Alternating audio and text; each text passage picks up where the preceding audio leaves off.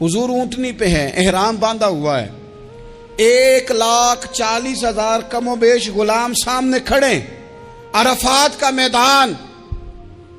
محبوب فرمانے لگے پہلا جملہ، جو درد والے تھے وہ تڑپ گئے، یہ سارے درد والے تھے لیکن کچھ زیادہ مزاج شناس تھے۔ محبوب نے پہلا جملہ کہا، حضور فرمانے لگے لوگو جس طرح آج اکٹھے ہوئے ہیں شاید اس کے بعد دوبارہ ہم اکٹھے نہ ہوں۔ پہلا اعلان ہی کر دیا کہ یہ تمہارے ساتھ جو آج خطبہ ہے نا، اس میں اشارہ دے دیا کہ دوبارہ نہیں جمع ہوگے، اگلا حج نہیں کرنا، بس ختم ہوئی بات۔ یہ آخری پہلی بات ہی حضور نے یہ بیان کی۔ اب وہ اتنے دل نرم ہو گئے حضور کی بات سن کے، آنکھوں میں آنسو اس طرح آ گئے، طبیعت کا ملان اتنا بڑھ گیا کہ ہر ایک کا دل کشکول بن گیا، ہر طرف سے آہیں اور سسکیاں ہیں کہ حضور کے وہ جملے یوں صحابہ لے رہے تھے جب آپ سے کوئی کہہ دے کہ بھائی بس بھائی یہ وقت بس آخری ملاقات کا ہے، تو پھر انہوں نے وہ تو حضور کی ہر بات ہی توجہ سے سنتے تھے، پر یہاں جو انداز بن گیا وہ انوکھا بن گیا۔ فرمایا شاید دوبارہ ملاقات نہ ہو۔ پھر میرے کریم محبوب صلی اللہ تعالی علیہ وسلم نے فرمایا جس طرح تمہارے لیے یہ شہر حرمت والا ہے، مکہ حرمت والا ہے نا، ایک نیکی کرو تو مکے میں 1,00,000 کا ثواب، حرم مکہ میں ایک گناہ کرو تو وہ بھی 1,00,000 لکھا جاتا ہے، حرمت والا ہے، بڑی عزت والا ہے۔ فرمایا جس طرح یہ گھر عزت والا ہے کعبہ، جس طرح یہ شہر عزت والا ہے، فرمایا جس طرح آج کا دن حرمت والا ہے، مسلمانوں میں تمہیں بتا کے جا رہا ہوں، تمہیں سمجھا رہا ہوں، اسی طرح میں نے تم سب پر ایک دوسرے کے مال اور عزت کو حرمت والا کر دیا ہے۔ اور صحابہ کو نا حضور نے پہلے یہ سبق پورا حضور نے پوچھا، یہ بھی ذرا کمال ہے، یہ بخاری مسلم کی حدیث ہے۔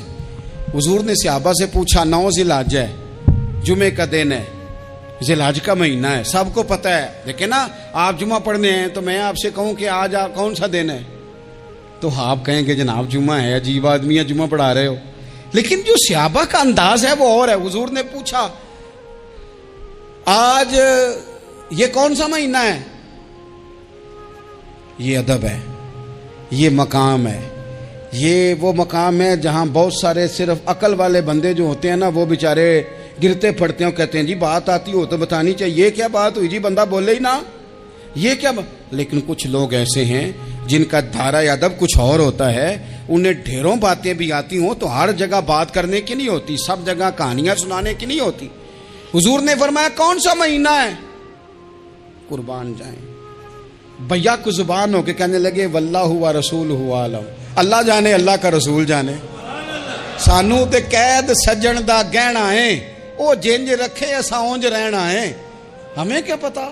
پوچھا کسی نے، لکھا ہے صوفیاء نے، کسی نے پوچھا تمہیں پتہ نہیں، کہنے لگے چپ کر، ہمیں کیا پتا کون سا مہینہ ہے؟ تو حضور نے فرمایا آج تاریخ کون سی ہے؟ بھائی صاحب کو پتا تھا نا 9 ذی الحج کو یہ حج ہوتا ہے، کون سی تاریخ ہے؟ کہا واللہ و رسولہ عالم، اللہ جانے اللہ کا رسول جانے، قربان جائیں۔ حضور نے پوچھا دن کون سا ہے؟ سب کو پتا ہے جمعہ ہے، کہنے لگے واللہ و رسولہ عالم، اللہ جانے اور اللہ کا۔ وہ صحابہ بتا کیوں نہیں رہے؟ تو اہل محبت کہتے ہیں صحابہ کا جواب یہ تھا ہمیں کوئی مہینوں سے غرض ہے، ہمیں کوئی دن سے غرض ہے، ہمیں کوئی تاریخ سے غرض ہے؟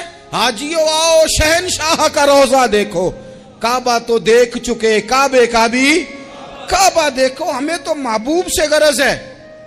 مہینہ تھا ذی الحج کا، اگر حضور کہہ دیتے ذی الحج نہیں ذی قعدہ ہے تو ہم نے ذی قعدہ ہی بنا لینا تھا۔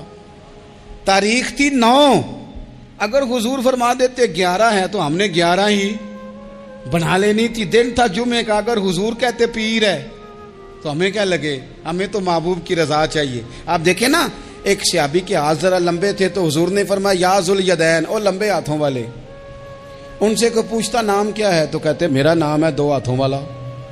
او بھائی میرے بھی 2 ہیں، تم کیوں 2 ہاتھوں والا؟ کہنے لگے یہ نہیں مجھے پتا، مجھے نبی پاک نے کہا 2 ہاتھوں والا، تو ٹھیک ہو گئی جو حضور نے نام رکھ دیا۔ تو حضور سید عالم نے پوچھا، پھر حضور نے حرمت یاد کرائی، فرمایا یاد رکھو یہ دن بھی بڑی عزت والا ہے، جمعے کا ہے، یہ مہینہ بھی بڑی حرمت والا ہے، ذی الحج کا ہے، یہ تاریخ بھی بڑی حرمت والی ہے، لیکن فرمایا جس طرح اس دن کی، اس شہر کی، اس مہینے کی تم نے عزت کرنی ہے، اسی طرح ایک دوسرے کے مال کا، ایک دوسرے کی عزت کا تم نے پاس کرنا۔ مسلمان بھائیوں، خدا را یہ حضور کہہ رہے ہیں یار، نبی پاک نے کعبہ کے سامنے کھڑے ہو کے فرمایا بیت اللہ تیری بڑی شان ہے، تیرا بڑا مرتبہ ہے، لیکن فرمایا میرے مومن کی عزت رب کی نظر میں کعبے سے بھی زیادہ ہے۔ ہم کیسے بیٹھ کے یار، ہم کیسے جرأت کرتے ہیں کسی کی پگڑی کھولنے کی کونے میں بیٹھ کے؟ ہم اپنے گھر بیٹھ کے کسی پر تبصرہ کر گئے، کسی بندہ مومن کی عزت اچھال گئے، بالکل پتہ نہیں تھا بات کا اور ہم نے کہانی بنا دی پوری کی پوری، داستان سرائی کر گئے۔ صبح سے شام تک ہماری گپ شپ کا عنوان کیا ہے؟ کسی نہ کسی کا شکوہ، کسی نہ کسی کی شکایت، یہ ہماری گپ شپ ہے۔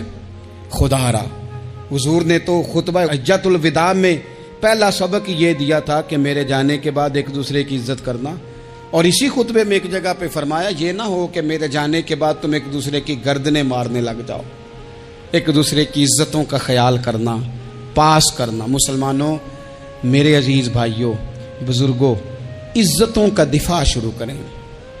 تھوڑی دیر کے لیے اپنی زبان لوگوں کے اوپر تبصرہ کرنے سے کنٹرول میں لائیں۔ کچھ چیزیں ایسی، میں مختلف شہروں میں جاتا ہوں، جس شہر میں گئے وہاں لوگوں نے یہ کہا جناب یہاں جو مولانا ہے نا، بعض لوگ یہ باتیں بڑی چسکے لے کے سنتے ہیں، یہاں جو مولانا ہے نا وہ کچھ نہیں کرتے، آپ بڑے اچھے ہیں، یہاں جو پیر صاحب ہیں وہ بڑے گڑبڑ ہیں، آپ بڑے اچھے ہیں۔ تو میں ان سے کہتا ہوں کہ میں اس لیے اچھا ہوں کہ میں تھوڑی دیر کے لیے آیا ہوں، میں نے چلے جانا ہے، اور دوسری بات یہ کہ مجھے آپ جتنا مرضی اچھا کہہ لیں، میں نے رخصت ہو جانا ہے 2-3 گھنٹوں کے بعد۔ یہاں جس آدمی کا آپ شکوہ کر رہے ہیں نا، آپ اس کو جنازے کے لیے خبر کریں نہ کریں، اسے پتہ چل گیا نا محلے میں جنازہ ہو گیا، تو اسے کوئی کام بھی ہوا تو اس نے کہنا یار نہیں محلے میں فوتگی ہوگی، میں نے جنازہ پڑھانا ہے، اس نے جانا نہیں۔ تو کمزوریاں تو سب جگہ ہوتی ہیں، لیکن ان کمزوریوں کی وجہ سے آپس میں بغض پیدا کر لیا جائے گا، اور پھر کمال بات ہے نا کہ اپنی ساری کمزوریوں سمیت اپنے آپ سے پیار ہے، اپنے آپ سے محبت ہے، اور دوسرے کی ایک کا پتہ چل جائے تو ہمیں گھن آنے لگ جاتی۔ تو حضور نے خطبہ حجۃ الوداع کے موقع پر یہ بات ارشاد فرمائی۔ دوسرا حضور نے فرمایا لوگوں یاد رکھنا، یہ خطبہ حجۃ الوداع میں نبی پاک نے فرمایا، یہ حضور خطبہ دے رہے ہیں، اور اس وقت دے رہے ہیں جب حضور صحابہ کو بتا چکے ہیں کہ یہ آخری ملاقات ہے، یہ دور دراز سے آئے ہیں، ان کو بتایا ہے کہ یہ میری تمہاری جو مجلس ہے، جو محفل ہے، جو تم سے بات ہو رہی ہے، یہ آخری ہے۔ محبوب فرمانے لگے لوگوں یاد رکھنا قیامت قائم ہوگی۔ ان جملوں کا حسن ملاحظہ کر لیں۔ فرمایا قیامت قائم ہوگی، تم اپنے رب سے ملاقات کرو گے، اور فرمایا تمہارا رب تم سے تمہارے اعمال کے بارے میں پوچھے گا۔ یہ خطبہ حجۃ الوداع میں کریم نے فرمایا، صبح تم اٹھے کیا عمل کیا، اللہ پوچھے گا، کسی سے ملاقات ہوئی، طرز کیا تھی، سوچ کیا تھی، اللہ پوچھے گا، لین دین میں کیا معاملات تھے، تمہارے اعمال کے، اللہ سے ملاقات ہوگی، وہ کھڑا کر کے پوچھے گا۔ اور حدیث میں کئی جگہ پہ حضور نے فرمایا وہ تم سے سوال کرے گا، تمہیں جواب دینا ہے۔ میرے عزیز بھائیوں، تیار رہنا چاہیے، تیار۔ ہم نا منت کرتے ہیں آخری دن ہو نا، تنخواہ دار لوگ کہتے ہیں یار یہ آخری ایام چل رہے ہیں، کوئی خرچہ نہ بتاؤ، اس لیے کہ حساب کے متھے لگنا ہے۔ آخری دنوں میں، بجٹ کے دنوں میں لوگ پریشان ہوتے ہیں کہ حساب دینا ہے۔ جب رب سے ملاقات کریں گے اور وہ حساب مانگے گا، کتنا مشکل کام ہے۔ اور ایک مقام پہ حضور نے فرمایا جس سے اللہ نے حساب مانگا وہ تو الجھ گیا، دعا کرو وہ حساب مانگے ہی نہ، بے حساب ہی بخشش فرما دے۔ نبی پاک صلی اللہ تعالیٰ علیہ وآلہ وسلم نے ارشاد فرمایا اسی خطبہ حجۃ الوداع میں، حضور فرمانے لگے سن لو، میں نے تم تک اللہ تعالیٰ کا پیغام پہنچا دیا ہے۔ اب جس شخص کے پاس امانت رکھی ہو اس پر لازم ہے کہ وہ امانت اس تک پہنچا دے جو اس کا مالک ہے۔ ہم بہت سارے لوگ ایسے ہوتے ہیں، ہمارے پاس امانتیں ہوتی ہیں، کچھ بھی نہ ہو تو کچھ لوگوں کے راز کی امانت ہوتی ہے، کچھ بھی نہ ہو تو کچھ لوگوں کی باتیں ہم تک پہنچ جاتی ہیں، وہ راز ہوتا ہے، وہ امانت ہوتی ہے۔ مجلس کی گفتگو بھی امانت ہے، لیکن ہم امانتوں کا خیال نہیں کرتے، خیانت ہو جاتی ہے۔ بہت محتاط ہو کر اپنی زندگی میں امانتوں کا خیال کیا جائے. یا ایھا الذین آمنوا لا تخونوا اللہ والرسول وتخونوا اماناتکم وانتم تعلمون. اللہ فرماتے ہیں ایمان والو، نہ رب سے خیانت کرنا، نہ رب کے رسول سے خیانت کرنا، نہ آپس میں ایک دوسرے سے خیانت کرنا، جانتے بوجھتے ہوئے یہ کام نہ کرنا. وانتم تعلمون، جانتے ہو، تمہیں پتہ ہے. کبھی بھی بددیانتی کا مظاہرہ نہ کریں اپنی زندگی میں، کبھی بھی. اور یہ بھی یاد رکھ لیں، بچوں کو کیا پتا کہ ہمارا ابا حلال لا رہا ہے کہ حرام لا رہا ہے. آپ لا رہے ہیں نا، تو وہ تو بیچارے بھولے پن میں کھا رہے ہیں، تو حساب آپ نے دینا ہے. جنہ لی تو پاپ کمائے ہن کتھے نہیں ہو تیرے کر دے بلانا. تو بچوں کا تو یہ معاملہ ہے بھائی، اللہ ماشاءاللہ کہ وہ وقت پہ ہی شادی کے 10-15 دن کے بعد ہی ان کو پیغام مل جاتا ہے کہ اگر ہمارا علیحدہ گھر ہو تو میں مرضی سے سجاؤں، تو میں مرضی سے سنواروں، تو میرا کوئی مطلب اپنا سلسلہ ہو، تو بڑے ٹائم پہ ساری باتیں شروع ہو جاتی ہیں. وہ تو معاملہ ہی بالکل اور ہے. تو بالکل کسی بھی امانت میں کبھی بھی خیانت کرنے کی کوشش نہ کریں. اور یاد رکھیں، مال حرام جہاں آتا ہے وہاں بڑی تباہی آتی ہے. جہاں لوگ بددیانت ہو جاتے ہیں وہاں معاملات بڑے خراب ہو جاتے ہیں. اللہ تبارک و تعالی دیانتداری کی توفیق عطا فرمائے. حضور نے خطبہ حجۃ الوداع کے موقع پر فرمایا، میں نے آج جاہلیت کے سارے سود ختم کر دیے.